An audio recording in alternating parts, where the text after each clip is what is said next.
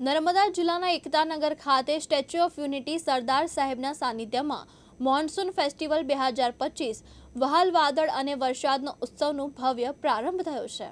17મી September સુધી ચાલનારા આ વરસાદનો ઉત્સવ ગુજરાત પ્રવાસન નિગમ લિમિટેડ અને નર્મદા જિલ્લા વહીવટી તંત્રના સંયુક્ત ઉપક્રમે યોજાયો છે।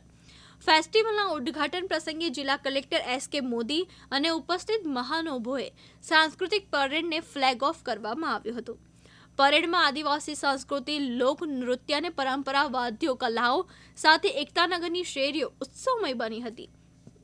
એકતા ઓડિટોરિયમ ખાતે ગુજરાતના જાણીતા કલાકાર ઓસ્માન મીર તથા પુત્ર આમિર મીરની સુરીલી જોડીએ ભજન, ગઝલ, ગુજરાતી તથા હિન્દી ફિલ્મ ગીતો અને ગરબાના સુરોથી સૌને મંત્રમુગ્ધ કરી દીધા હતા।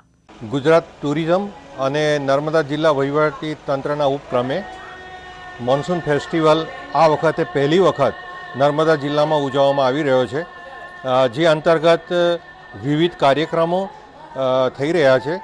આજે શ્રીમાન ઓસ્માન મીરનો કાર્યક્રમ છે, ત્યાર પછી સાંસ્કૃતિક કાર્યક્રમો સતત 5 દિવસ સુધી ચાલવાના છે અને એ રીતે નર્મદા જિલ્લાના આદિવાસી ભાઈઓ અને બહેનોને સાંસ્કૃતિક વારસાનું જતન કરી શકે અને આર્થિક ઉપાર્જન કરી શકે, તદુપરાંત પોતાની જે કલા છે એ પ્રદર્શિત કરી શકે એવો સરકારશ્રીનો આ એક પ્રયાસ છે।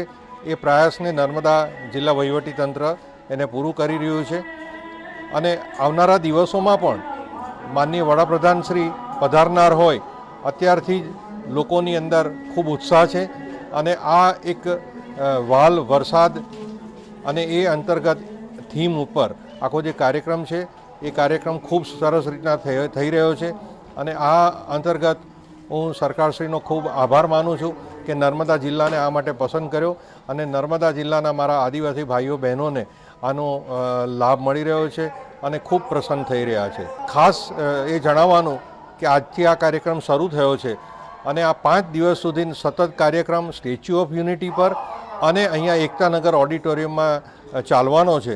અહીંયા વિવિધ પ્રકારના સ્ટોલ પણ છે, તો લોકોને લાભ લેવા માટે, આમ જનતાને લાભ લેવા માટે મારી ખાસ વિનંતી છે। દીપક જગતાપ સાથે જીતુ રાણા, દિવ્યાંગ ન્યૂઝ, રાજપીપળા, નર્મદા।